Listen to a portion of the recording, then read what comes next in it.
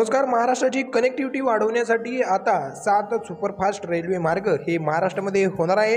Railway हे प्रवासाचे जलद आणि सुलभ माध्यम आहे. केंद्र सरकारच्या माध्यमातून अनेक रेल्वे प्रकल्प राबवले जात आहे. अशातच केंद्र सरकारने रेल्वेचा 16,000 कोटी रुपयांचा प्रकल्प मंजूर केला आहे. या प्रकल्पाअंतर्गत महाराष्ट्रातील रखडलेले 7 नवीन रेल्वे मार्गी ही कामे लागणार आहे. या प्रकल्पाचा मोठा फायदा हा महाराष्ट्रातील लोकांना होणार आहे आणि मुंबईची कनेक्टिव्हिटी ही वाढणार आहे. मुंबई लोकलच्या वाढत्या गर्दीमुळे प्रवाशांना विविध समस्यांना सामना करावा लागत आहे. या पार्श्वभूमीवर भारतीय रेल्वे मुंबई उपनगर नेटवर्कमधील पायाभूत सुविधा सुधारण्यासाठी 16,241 कोटी रुपयांचे प्रकल्प हाती घेतलेला आहे. पावसाळी अधिवेशनादरम्यान केंद्रीय रेल्वे मंत्री अश्विनी वैष्णव यांनी संसदेच्या कनिष्ठ सभागृहात म्हणजेच लोकसभेत मुंबईतील 16,241 कोटी रुपयांच्या 7 रेल्वे मार्गांना प्रकल्पाला मंजुरी ही दिली आहे.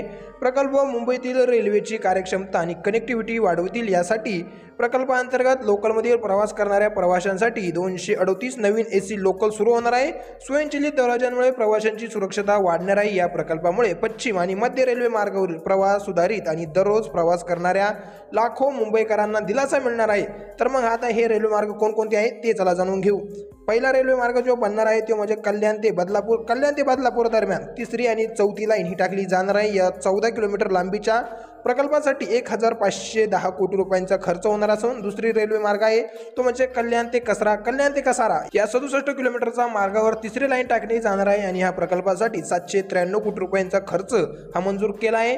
तर नायगाव ते जुईचंद्र दरम्यान 6 किलोमीटर लांब डबल कॉर लाईन टाकली जाणार आहे. यासाठी 176 कोटी रुपयांचा खर्च अपेक्षित आहे. तर चौथा रेल्वे मार्ग म्हणजे निळजर ते कोपर दरम्यानचा 5 किलोमीटर लांबीचा डबल कॉर लाईन टाकली जाणार असून हा प्रकल्प 338 कोटी रुपयांचा आहे. TSMT ते कुर्ला दरम्यान 5वी आणि 6वी लाईन टाकली जाणार आहे. त्याच्यासाठी 17.5 किलोमीटरचा हा लांब राहणार आहे. त्याच्यासाठी 891 कोटी रुपयांचा खर्च अपेक्षित आहे.